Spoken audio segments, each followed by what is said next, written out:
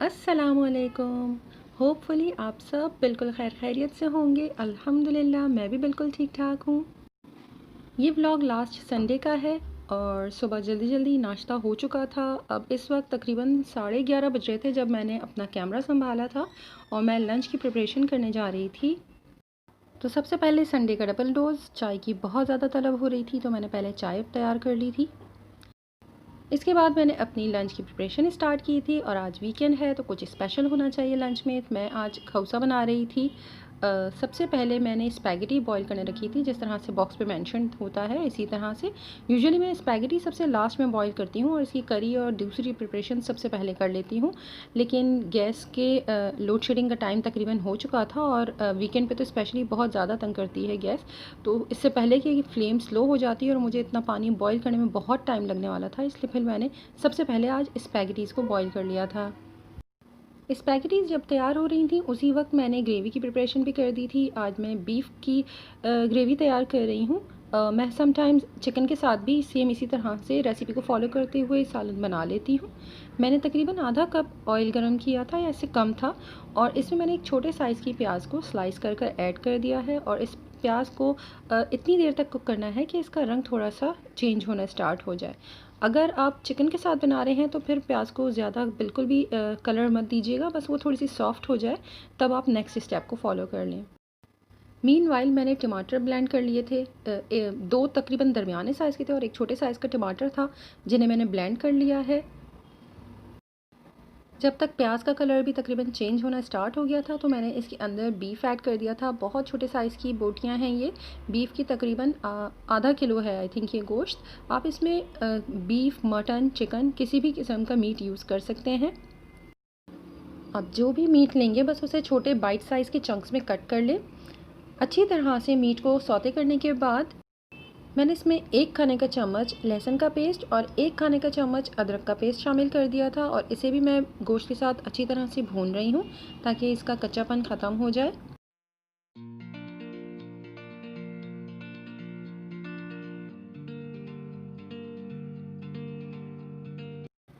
गोश्त को अच्छी तरह से भूनने के बाद मैंने इसके अंदर टमाटर जो ब्लेंड करके रखे हुए थे वो ऐड किए, साथ में स्पाइसेस ऐड किए जिसमें शामिल था 1 चाय का चम्मच नमक, आधा चाय का चम्मच हल्दी पाउडर, तकरीबन 2 चाय का चम्मच या हस्बे ज़ायका लाल मिर्चों का पाउडर, 1 चाय का चम्मच भरकर चिली फ्लेक्स या कुटी लाल मिर्च और 1 चाय का चम्मच भरकर धनिया पाउडर ऐड किया है।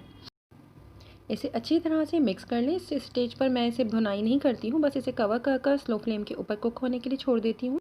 बीच में एक आध दफ़ा ज़रूर मैं इसमें चम्मच चला लेती हूँ कि ऐसा ना हो कि नीचे से मसाला लगने लगे।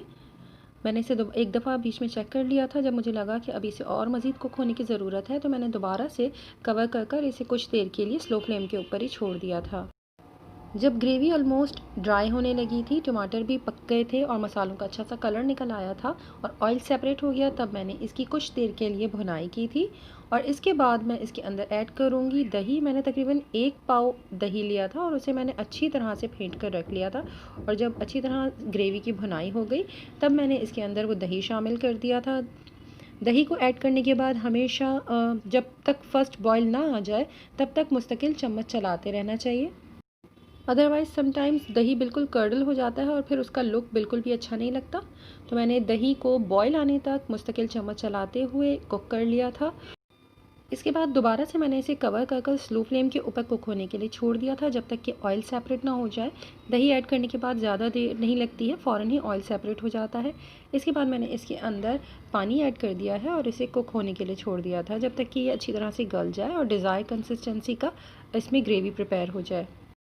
नेक्स्ट हम कढ़ी बना रहे हैं। इसके साथ मैं पहले ये प्रिपरेशन स्टार्ट कर दूं, फिर मैं कुछ बातें आप लोगों से खौसे से रिलेटेड ज़रूर करूंगी। मुझे कढ़ी के लिए हरी मिर्च चाहिए पिसी हुई। इसके लिए मैंने 7 से 8 छोटे साइज़ की हरी मिर्चें ले ली थी जो पतली वाली होती हैं, तेज़। आप अपने टेस्ट के हिसाब से इसे कम ज़्यादा कर सकते हैं। साथ ही इसमें मैंने 2 लहसुन के जवे भी ऐड कर दिए थे, उसे बहुत थोड़ा सा पानी डालकर मैंने इन्हें ब्लेंड कर लिया है। अगर आपके पास ऑलरेडी पेस्ट मौजूद है तो फिर आप 1 चाय के चम्मच के बराबर लहसुन का पेस्ट और तकरीबन 1.5 से 2 खाने के चम्मच के बराबर हरी मिर्च का पेस्ट इसमें यूज़ कर सकते हैं। अब मैं इसका बैटर बना रही थी। इसके लिए मैंने 4 खाने के चम्मच दही के लिए हैं। इसमें मैं कोकोनट मिल्क पाउडर ऐड कर रही हूँ, ये भी 4 खाने के चम्मच ही है। अगर आप टिन में जो मिलता है वो ऐड करना चाहते हैं तो आप तकरीबन आधा कप तक लिक्विड फॉर्म में भी कोकोनट मिल्क ऐड कर सकते हैं। साथ में मैंने 4 खाने के चम्मच ही बेसन ले लिया था। साथ ही इसमें तकरीबन 1 चाय के चम्मच के बराबर हल्दी और 1 चाय का चम्मच मैंने नमक का भी ऐड कर दिया था और 1 कप पानी के साथ मैंने इसे अच्छी तरह ब्लेंड कर लिया। पैन में मैंने 2 खाने के चम्मच के बराबर ऑयल लिया है और इसमें सबसे पहले मैंने हरी मिर्च और जो लहसुन को मैंने पेस्ट बनाकर रखा हुआ था उसे ऐड किया है और अच्छी तरह से कुछ देर के लिए इसे सौते कर लीजिए। जब इसमें से कच्चापन ख़त्म हो जाएगा मिर्चों का और लहसुन का, तब मैं इसके अंदर ब्लेंड किया हुआ मिक्सचर ऐड कर दूंगी और उसे मुस्तकिल चम्मच चलाते हुए इतनी देर तक कुक करना है जब तक कि उसके अंदर बॉयल ना आ जाए। पाकिस्तान में बहुत ज़्यादा कन्फ्यूजन है। अगर मेमन्स अपने नाम पर खौसे की डिश को करने की कोशिश करते हैं तो दूसरी कम्युनिटीज़ वाले फ़ौरन से सामने क्लेम करते हैं कि खौसा मेमन्स की डिश नहीं है, ये बर्मा से बिलोंग करती है। खौसा एक ऐसी डिश है जो हम मेमन कम्युनिटीज़ में उस वक्त से हर घर में तकरीबन बनता आ रहा है। हर एक की कुछ ना कुछ बनाने का अंदाज़ ज़रूर डिफरेंट है, बट ये हर घर में उस वक्त से बनता आ रहा है जब कोई इंटरनेट नहीं था। ये हमारी नानी दादी के ज़माने से बनता आ रहा है। और अब तो माशाल्लाह से कराची में तो स्पेशली तकरीबन हर कम्युनिटी में ये बहुत ही ज़्यादा शौक से खाया जाता है। बट फिर भी अब तक ये बहस ज़रूर है कि मेमन्स की डिश नहीं है, ये बर्मा से बिलोंग करती है। तो मैं सिर्फ इतना बताना चाहूँगी कि हमारी मेमन कम्युनिटी के बहुत सारे एंसेस्टर्स, जिस तरह से हम पार्टीशन के टाइम पर इंडिया से माइग्रेट करके आए थे, हम लोग इंडिया में गुजरात साइड से माइग्रेट कर कर आए थे। इसी वजह से हमारी बहुत सारी डिशेस ऐसी हैं जो गुजरात में आपको अहमदाबाद या गुजरातीज़ के रेसिपीज़ से, उनका मेन्यू से बहुत ज़्यादा मिलती जुलती रेसिपीज़ मिलेंगी। बिल्कुल इसी तरह से हमारे एंसेस्टर्स में बहुत बड़ी तादाद म्यांमार से भी माइग्रेट कर कर आई है। स्पेशली जो बिजनेसमैन्स थे वो वहीं से आए हैं माइग्रेट कर कर। तो मे बी पॉसिबल कि खौसे की कोई ना कोई रूट ज़रूर बर्मा से लिंक करती होगी, बट पाकिस्तानियों को खौसा खिलाने में हम मेमनों का ही हाथ है। जस्ट जोकिंग, प्लीज़ बुरा मत मानिएगा। तो बैक टू द रेसिपी, मैं जब बॉयल आ गया था कड़ी के अंदर, तब मैंने इसके अंदर दोबारा से 2 कप पानी ऐड कर दिया था और इसे स्लो फ्लेम के ऊपर कुक होने के लिए छोड़ दिया था। इतनी देर कुक करना है जितनी आपको इसकी कंसिस्टेंसी पसंद है। दोनों करीज़ अब स्लो फ्लेम के ऊपर कुक हो रही हैं। मीनवाइल मैं इसकी दूसरे लवाजमात की तैयारी कर रही थी। तो मेरे नेबर्स के यहाँ से ये हरी चटनी आई थी, उन्होंने पुदीने की खट्टी से हरी चटनी तैयार की थी जो मेरी बेटी को पसंद है, इसलिए उन्होंने वो उसके लिए ज़रूर देती हैं जब भी तैयार करती हैं। खौसे के लवाजमात में बहुत सारी चीज़ें आ जाती हैं और ये बिल्कुल ऑप्शनल चीज़ें हैं और हर एक की अपनी पसंद होती है। मैं यहाँ पर थोड़े से लेमन्स कट कर रही हूँ, साथ में मैंने थोड़ा सा हरा धनिया चॉप कर लिया था। आप चाहें तो इसके ऊपर मैं आपको बाकी के ऑप्शंस बता देती हूँ, मैंने इतनी ज़्यादा प्रिपरेशन नहीं की है। कुछ लोग इसमें जो मांडा पट्टी होती है समोसे के लिए जो इस्तेमाल की जाती है, उसे भी फ्राई कर कर छोटे पीसेस में तोड़ लेते हैं, वो इसके साथ एज अ क्रंच के लिए यूज़ किया जाता है। या फिर जो स्पैगेटीज़ होती हैं उसे भी फ्राई कर लिया जाता है। जब वो ब्राउन कलर की हो जाती हैं तो उसे भी क्रंच के लिए ऊपर क्रश कर कर ऐड किया जाता है। मैंने यहाँ पर लेमन स्लाइसेस, हरा धनिया, पापड़ी ली थी जो हम चाट में यूज़ करते हैं, उसे छोटे पीसेस में क्रश कर लिया है।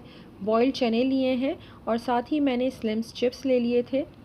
बेटे को स्लिम्स नहीं पसंद है, वो यूजुअली बेकरी के जो प्लेन चिप्स होते हैं वो पसंद करता है। वो आज नहीं थे, स्लिम्स चिप्स से ही काम चलाना पड़ा। अल्हम्दुलिल्लाह लंच बिल्कुल टाइम पर प्रिपेयर हो गया था। आप ग्रेवी देख सकते हैं कि बीफ करी में मैंने किस हद तक ग्रेवी को ड्राई कर लिया था। आप चाहें तो इसको थोड़ा सा सॉसी रख सकते हैं, बट मैं थोड़ा सा इसे थिक ही पसंद करती हूँ। कढ़ी भी बिल्कुल रेडी है और मैं ये भी बता दूं कि बहुत कम लोग हैं जो अभी भी कढ़ी में कोकोनट पाउडर ऐड करते हैं, अदरवाइज़ वो प्लेन कढ़ी को ही प्रेफर करते हैं। आई थिंक ये जो 90s के बाद की जो जनरेशन आई थी उन्होंने फिर कोकोनट पाउडर ऐड करना स्टार्ट किया था। आज भी जो लोग अपनी पुरानी रेसिपीज़ को फॉलो करते हैं वो उसमें कोकोनट पाउडर ऐड नहीं करते। मैं एक प्लेटर आप लोगों को सर्व करके दिखा रही हूँ। मैंने थोड़ी सी स्पैगेटीज़ निकाली हैं बोल में, उसके ऊपर मैंने कढ़ी डाल दी और थोड़ा सा बीफ की ग्रेवी भी ऐड की है। इसके ऊपर अब आपको जो भी ऑप्शनल चीज़ें, इसकी लवाजमात मिलते हैं जो पसंद हैं वो इसमें आप ऐड कर सकते हैं। मैंने पापड़ी डाली है, छोले डाल दिए हैं उबले हुए और थोड़ा सा हरा धनिया, साथ में लेमन आप थोड़ा सा निचोड़ लें। चाट मसाला स्प्रिंकल कर लें, फिर चाहे आप मांडा पट्टी क्रश करके डालें, पापड़ी डालें या फिर चिप्स ऐड करना चाहें क्रंच के लिए, आपकी अपनी मर्ज़ी है, आप कुछ भी ऐड कर सकते हैं। मैं यहाँ पर फ्रेश मेड का मिर्च मसाला, आई थिंक इसका नाम है, ये फ्रेंच फ्राइज़ के लिए स्पाइस मिक्स है, मुझे ये बहुत पसंद आया, मैं रिकमेंड करती हूँ। अगर आप लोगों को भी चटपटे चाट मसाले पसंद हैं तो प्लीज़ इसे ज़रूर ट्राई कीजिएगा। इनका ऑलरेडी चाट मसाले के नाम से एक और बॉक्स मौजूद था, बट मैंने सिर्फ यही लिया और मुझे ये फ़िलहाल बहुत अच्छा लगा है। तो जी, मेरा खौसे का प्लेटर बिल्कुल रेडी है और मैं इसे एंजॉय करती हूँ। शाम को मैंने कॉफ़ी बनाई थी और इसे मैं फ्रॉथर से बना रही हूँ। यूजुअली मैं इस तरह से कॉफ़ी कभी नहीं बनाती। मैं बोल में पहले कॉफ़ी और शुगर को, जो मेथड है जो सभी तकरीबन फ़ॉलो कर रहे होते हैं, जो डेलगोना कॉफ़ी भी हमारी फ़ेमस हुई थी, मेरे ख्याल से हम पाकिस्तानीज़ तो बहुत सालों से इस तरह की कॉफ़ी बना रहे हैं, बाहर वालों ने डेलगोना कॉफ़ी के नाम पर और ज़्यादा इसे पॉपुलर कर दिया। मैं नेबर्स के यहाँ पे कॉफ़ी भेज रही थी तो मैंने डिस्पोजेबल कप्स ले लिए थे और मैंने ज़्यादा कॉफ़ी बना ली थी और इस तरह से मैं फ्रॉथर की हेल्प से इसमें फ़्रॉथ बनाकर चेक कर रही थी। बहुत अच्छी फ़्रॉथ बन गई थी, माशाल्लाह से फ्रॉथर बहुत अच्छा काम कर रहा है। इसके बाद मैं गिफ्ट रैप कर रही थी, मुझे नेबर्स के यहाँ गिफ्ट देना था, उनके यहाँ माशाल्लाह से पोता हुआ है। मैं बाज़ार नहीं जाती हूँ, इसलिए मैंने इस दफ़ा दराज से ही ऑर्डर किया था। कपड़े ऑर्डर किए थे और टॉयज़ ऑर्डर किए थे, बट बहुत ही ख़राब क्वालिटी के टॉयज़ आए थे जो मुझे रिटर्न करने पड़े। दराज की रिटर्न पॉलिसी बहुत अच्छी है, पैसे ज़ाया नहीं होते। अगर आपको प्रोडक्ट अच्छी नहीं लगी है, पसंद नहीं आई है या प्रोडक्ट चेंज है, कुछ भी है प्रॉब्लम, आप उनको शेयर कीजिए, वो आपके पैसे रिटर्न कर देते हैं। अब मैं इसे पैक कर रही थी तो मुझे घर में ये बास्केट मिली थी, इसके ऊपर कपड़ा चढ़ा लिया था मैंने।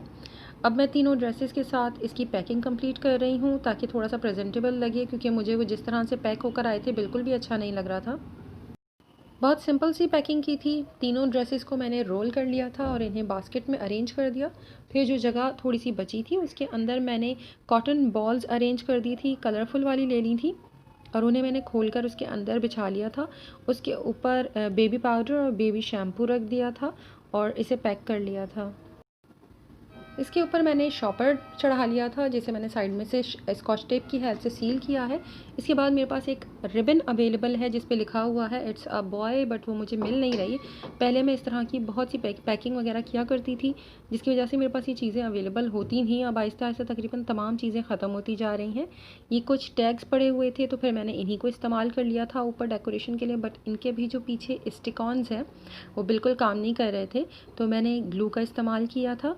पहले मैंने शर्ट के ऊपर इसे स्टिक ऑन की हेल्प से ही टैग को लगाने की कोशिश की, वो स्टिक नहीं हुआ, तो फिर मैंने ग्लू की हेल्प से इसे शर्ट के ऊपर जो स्टिकर मौजूद था उसके ऊपर ही इसे पेस्ट कर दिया था। ये वुडन टैग्स हैं और बहुत खूबसूरत लगते हैं और इनकी डिज़ाइंस बहुत अच्छी हैं और जहाँ ये पैकिंग की चीज़ें वगैरह मिलती हैं वहाँ से आपको ये बहुत ईज़िली अवेलेबल हैं और बहुत different designs of and on आती रहती हैं। और सिर्फ इस बेबी थीम से रिलेटेड ही नहीं, आपको बहुत सारी डिफरेंट डिज़ाइंस मिल जाएंगे। अगर आपको भी इसी तरह से पैकिंग वगैरह का शौक़ है तो आप लोग ज़रूर इस तरह की शॉप्स को विज़िट किया करें। स्पेशली अगर आप कराची में हैं तो फिर इस तरह की चीज़ों के लिए आप पेपर मार्केट ज़रूर विज़िट कीजिएगा। गिफ्ट भी रैप हो गया था और इसी तरह से मेरा वीकेंड तकरीबन आज बिज़ी निकला था। इसके बाद मैंने डिनर की प्रिपरेशन की थी जो मैं रिकॉर्ड नहीं कर पाई। आज के लिए बस इतना ही। बस लास्ट में यही दुआ करना चाहूँगी कि अल्लाह पाक हमेशा हर एक के दस्तरखान भरे रखे। आप अपना बहुत ख्याल रखें, मुझे भी दुआओं में ज़रूर याद रखिएगा। अल्लाह हाफ़िज़।